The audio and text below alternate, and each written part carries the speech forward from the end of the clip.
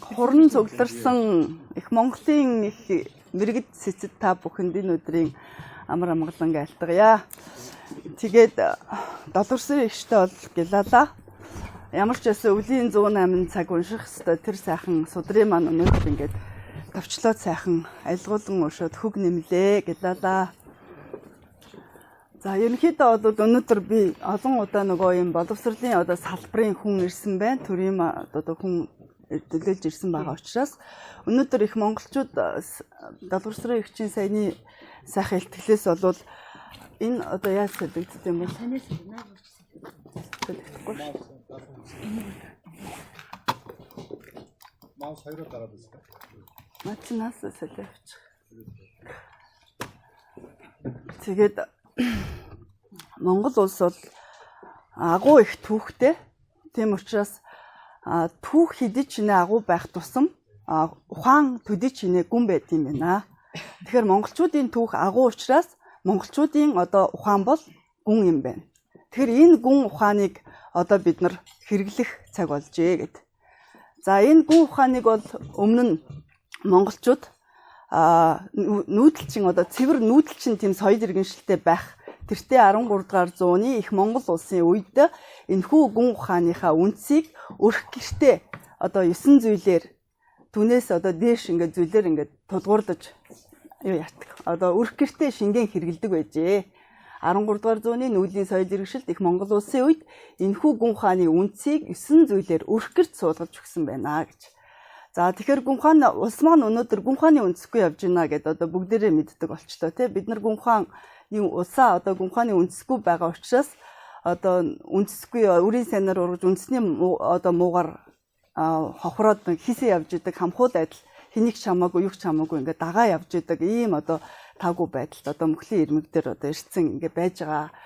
Тэгэхээр энэ гүн ухааны үндсийг өрх гэрт 9 зүйлээр суулгана гэдэг нь юу юм бэ гэхээр жишээлбэл юм болвол боловсролынхаа үндсийг өрх гэрт суулгаад хатан ээжүүдэд нь хариуцлаад өгчдөг байжээ гэдэг. Одоо сая бол маш тодорхой ярьлаа шүү дээ. Тэр өрх гэрт хатан ээжүүдийн удирдлагын доор ямар боловсролын нарийн арга технологиуд хэрэгжүүлдэг байсан бэ гэдгийг саяны илтгэлээс бүгдээрээ маш сайн ойлгосон баг. За батлан хамгаалах үндэстэй өнийг өрх гэртэн суулгаад аавуудад хариуцлаад өгчдөг байжээ. За эдийн засгийн үндэс гэдэг ингээд бүх одоо салбарын одоо үндэсүүдийг тэр өрх гэртэн суулгаад тэгээд өрх гэрийн одоо гишүүдэд нь хариуцлаад ингээд өгдөг байсан юм байна. За тэгвэл өнөөдөр бид нар соёл иргэншлийн хувьд бол ингээд суурин соёл иргэншилт энэ цаг үед энэ гүн ухааныхаа үндсийг нийгмийн салбар системүүдийнхаа бодлого дотор суулгаж өгөх цаг болжжээ. За өнөөдөр одоо хичнээн яам байгаа 13, 15 гэл ингээд яам салбарууд системүүд ажиллаж байгаа. Тэгвэл энэ салбар системүүд дотор энэ монголчуудын энэ агуу их түүхэн үндэслэл өв соёл энэ гүн ухааны үндсийг энэ системүүдийн бодлого дотор суулгаж өгөх цаг болсон гэж үзэж байгаа. Миний хувьд бол одоо ерөнхийдөө өөрөө багш боловсрол судлаач хүн учраас боловсролын систем дотор яаж энэ монгол гүн ухааныг суулгах вэ гэдэг талаасаа их олон жил одоо судлалаа л да. Тэгээд энийг харьцуулахдаа өнөөдөр дэлхийн их олон улсууд байна. Боловсролыг одоо хөгжүүлж байгаа дэлхийн одоо өрөнд орно гэж хоёр том систем ажиллаж байна л да. Гэж хуваагаад ингээм хүн төрөлхтний боловсролыг хэрэгжүүлж штэ тийм. Тэгэхээр өрний боловсрол дотор бол Канада, Финлянд, Герман, Америк, Англи гэдэг ингээд томоохон хөгжингүй орнууд боловсролоо хэрхэн хэрэгжүүлдэг вэ? За дорн талаасаа Япон, Хонконг, Солонгос, Хятад одоо сүүлийн үед Хятад, Солонгосууд бол үнэхээр энэ тэрийг хүчрхэг үндэснийг бий болгохын тулд боловсролынхаа бодлогод бол маш өвчтөй анхаарч орж ирж байна. Тэгэхээр эд бүгдээрээ энэ хөгжингүү орнууд бүгдээрээ үндэсний түүх, философийнхаа үндэс зүйлс тулгуурлан одоо нийгмийнхээ салбаруудыг тэр дундаа боловсролынхаа салбарыг хөгжүүлдэг. Тийм учраас бид өнөөдөр үндэснийхаа түүх, философи, өв соёл энэ асуудлыг бол гүн гүнзгий судалж танин мэдж энэ салбарын бодлого дотор суулгах нь бол маш одоо яаралтай одоо энэ ажлыг хийх хэрэгтэй байна. За ерөнхийдөө бол бид өнөөдөр манай түүх боловсролын түүхийг бол 100 жилээр ярьдаг л да 100 жилээр тэмдэглэж явж байгаа тийм тэгтэл өнөөдрийн одоо долгорсрын ихчийн маань хэлсэн одоо энэ үг илтгэлээс бол монголчуудын боловсрол 100 жилийн түүхтэй биш ээ. Энэ бол мянган жилийн түүхтэй ийм агуу их одоо боловсролын том түүх явж байгаа шүү. Тэгэхээр энэ түүхэн дотроосоо бид нар ухаанаа олох хэрэгтэй байна. Ухаанаа хайх хэрэгтэй байна. 100 жилийн дотроос ухаан хайх юм бол энд байна л да. Жишээлх юм бол боловсролын систем 21 онд байгуулагдсан. Тэгээд дотроо бол нийгмийнхаа шилжилтээс хамаарат хоёр үе шаттай. Нэг нь бол социалист нийгмийн боловсрол, нөгөөх нь одоо арчсан нийгмийн боловсрол гэж хуваагдаж байгаа. За социалист нийгмийн боловсрол маань болохоор одоо ийм хос тогтолцооны нэгдэл байдаг. Энэ нь бол гимназийн суурьтай Орос школ гэж бид нар ярьдаг тийм үү. За энэ школ маань социалист хүнийг бол бий болгосон байж байгаа. За өнөөдөр ардчсан нийгмийн боловсрол ямар байгаа юм бэ гэхээр ерөнхийдөө сургалт гэдэг юм дээр анхаарал явчихсан. 90 оноос хойш бол хүмүүжил гэдэг юм ерөнхийд нь орхигдуулсан. 98 оноос шинжилэл яригдсанаас хойш бол хүмүүжлийн агуулгыг сургалтын агуулгатай нийцүүлээд одоо нэгтгээд ингээд явах оролдлогууд хийж байгаа. За энэ гисэн хэдий ч биднэрт бол яг энэ хүмүүжил яс суртахуунтай холбоотой асуудал нь бол нэлээд ийм доголон одоо байдалтай ингээд доголцсон байдалтай явж байна л да. Тэгэхээр ингээд хос тогтолцоо дан одоо ганц тогтолцоо гэдэг өөрөө ямархуу үр дүнд хүрэлтийг бид нар эндээс хараад байгаа. За одоо болохоор бид нар яах юм бэ? Өнөөдөр энэ гүн хааны энэ агуу их одоо олон мянган жилийн түүхэн дотроос олоод авчихсан энэ монголчуудын гүн хааны мэдлэгийн максималыг одоо үгийн максималд одоо болгож тайлбарлах хэрэгтэй байна л да. Одоо энд бүх судлаачид олон хүмүүс одоо тэргүүдэн цугласан байгаа учраас олон юм ярихгүйгээр өнөөдөр бид нар тэгвэл боловсролынхаа одоо зарчмыг яаж өөрчлөх ёстой юм бэ гэдгийг ярилцах ёстой. Биднэрт ямар зарчим байгаа юм бэ? За өнөөдөр бол манай төмөр хэмлээ. Төмөр очир маань мэдж байгаа Монголын боловсрол мерит зарчим дээр тулгуурласан корпорат одоо засаглалыг хэрэгжүүлээд ингээ явж идэв юм аа.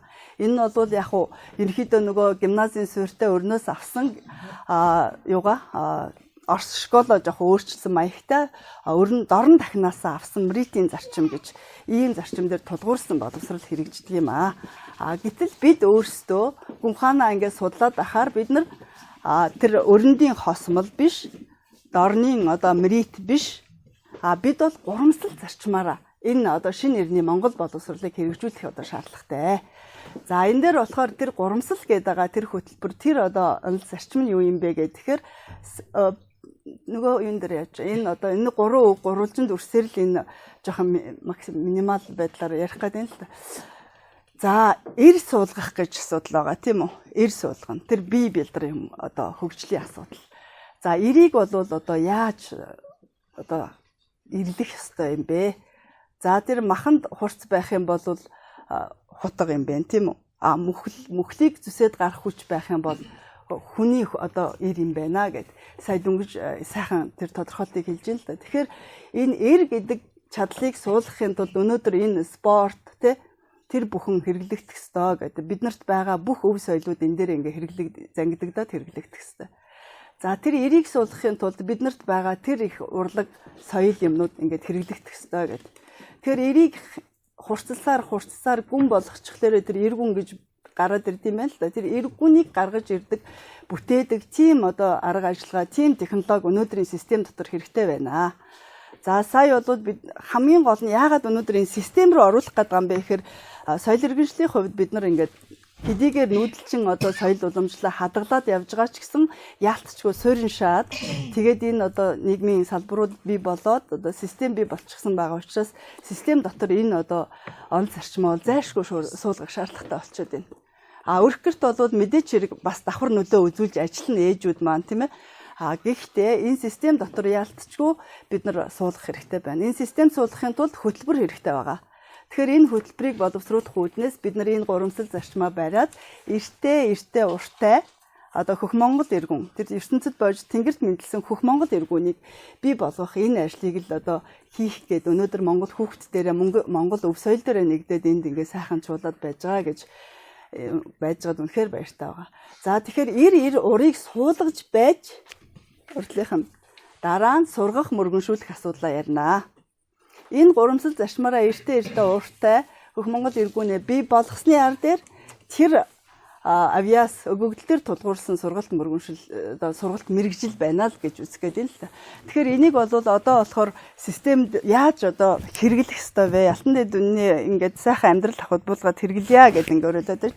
Энийг яаж хэрэглэх ёстой вэ гэхээр тэр нураад унчихсан байгаа. Одоо сэргээж чадахгүй, онол зарчмаа тодорхойлж чадахгүй байгаа учраас сэргэж чадахгүй. Тэр хүмүүшлийн тогтолцоогоо сэргээх ёстой. Тэр сэргээхдээ энэ агуулга тэр тогтолцоогоор дамжуулаад хэрэгжүүлчих юм бол сургалтын асуудлууд байдгаараа байна. Уламж сайжирсан байгаа. Олон сайхан гадны одоо дэвшилтэт хөтөлбөрүүдийг бид ашиглаж байна. Тэгэхээр энэ гурамсал дээр нэмхэн сургалт гэдэг асуудлыг л их ойлгох хэрэгтэй байна л да манай системийнхэн. За ингээд онцлог хувьд ингээд яваад байна. За ингээд алтны дүнний айлгуудаар маань хорвоо ертөнцид боожж тэнгэрт мэдлсэн гэдэг нэг үг байдаг л да. Тэгээд энэний ар дээр хөх Монгол эргүн гэж. Тэгэхээр хорвоо гэдэг имийг таних мэдэж зохирлыг олох. ертөнцид боочих, тэнгэрт мэдлэх гэдэг нэг ийм гурамсал агуулга байна. За манай начин маань ирээд суудлаа эзэлчээ жоох.